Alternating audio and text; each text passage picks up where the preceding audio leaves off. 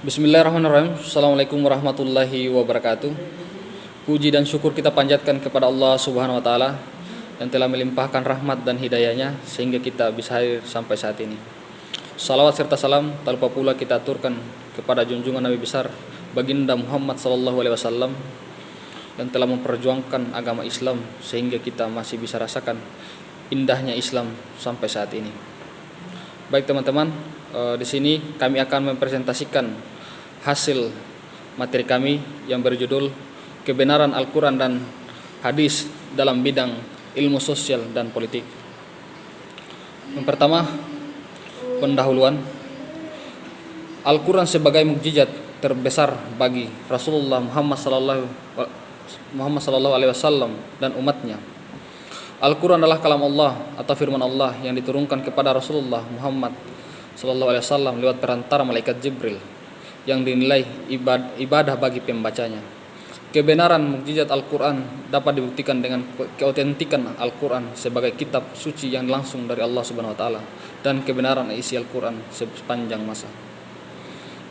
Maka Al-Quran menjadi dustur atau aturan tertinggi bagi orang-orang yang mempercayai dan mengikuti petunjuknya. Sedangkan tentang keautentikan Al-Quran selain bisa dibuktikan dari dalil-dalil nakli di Al-Quran, juga bisa dibuktikan dari bukti-bukti sejarah tentang terjaganya keautentikan Al-Quran sampai kepada kita saat ini.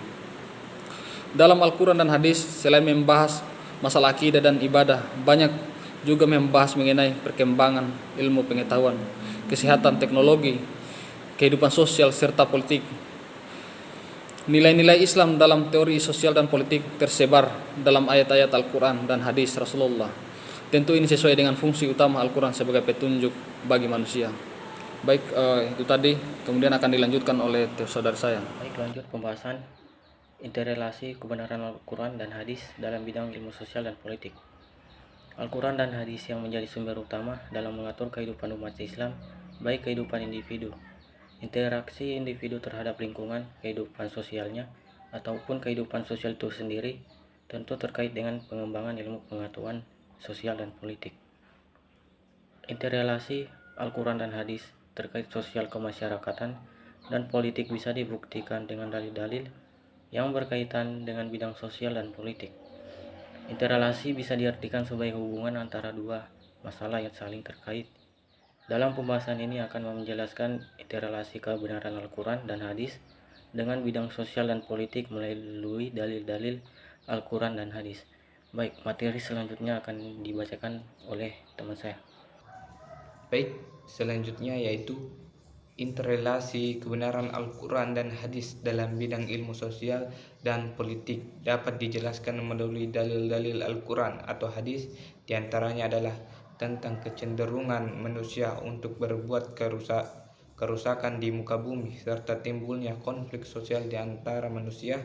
Adapun surah yang membuktikan yaitu, ingatlah ketika Tuhan berfirman kepada para malaikat, sesungguhnya aku hendak menjadikan seorang khalifah di muka bumi.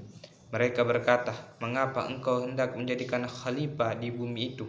Orang yang akan membuat kerusakan padanya dan menumpahkan darah, padahal kami senantiasa bertasbih dan memuji engkau dan mensucikan engkau. Tuhan berfirman, sesungguhnya aku mengetahui apa yang kamu tidak ketahui. Kemudian sehingga bisa disimpulkan dari ayat di atas bahwa kecenderungan manusia berbuat seenaknya adalah penyebab terjadinya kerusakan lingkungan dan konflik sosial antara sesama manusia. Maka adapun solusi yang bisa saya tawarkan yaitu dengan pengembangan ilmu pengetahuan diharapkan manusia bisa menjadi khalifah yang mengatur kehidupan di bumi serta menerapkan aturan-aturan sosial yang adil berdasarkan nilai-nilai Islam bersumber dari menciptakan manusia yaitu Allah Subhanahu wa taala. Selanjutnya akan dijelaskan oleh teman saya.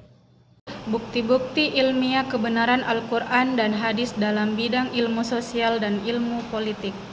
Banyak kebenaran ilmiah yang dipaparkan oleh Al-Quran, tetapi tujuan pemaparan kebenaran ilmiah ini untuk menunjukkan kebesaran dan keesaan Allah serta mendorong manusia untuk mengadakan observasi dan penelitian demi lebih menguatkan iman kepada Allah Subhanahu wa taala.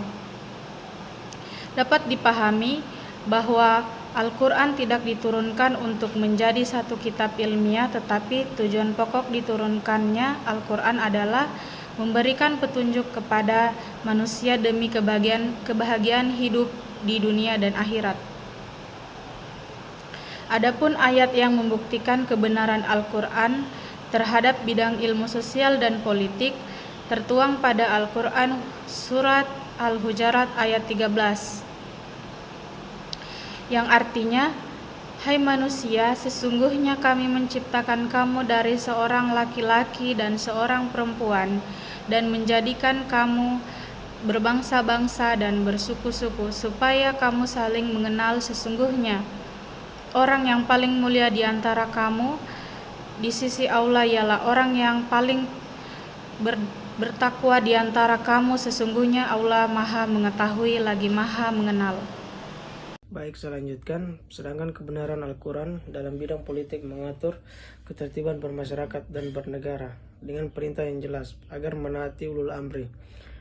Setelah ketaatan kepada Allah dan Rasulnya, firman Allah Subhanahu wa taala dalam surat An-Nisa ayat 59. Artinya, orang-orang yang beriman, taatilah Allah dan taatilah Rasulnya dan ulil amri di antara kamu. Kemudian jika kamu berlainan pendapat tentang sesuatu, maka kembalikanlah ia kepada Allah dan Rasulnya. Jika kamu benar-benar beriman kepada Allah dan hari kemudian, yang demikian itu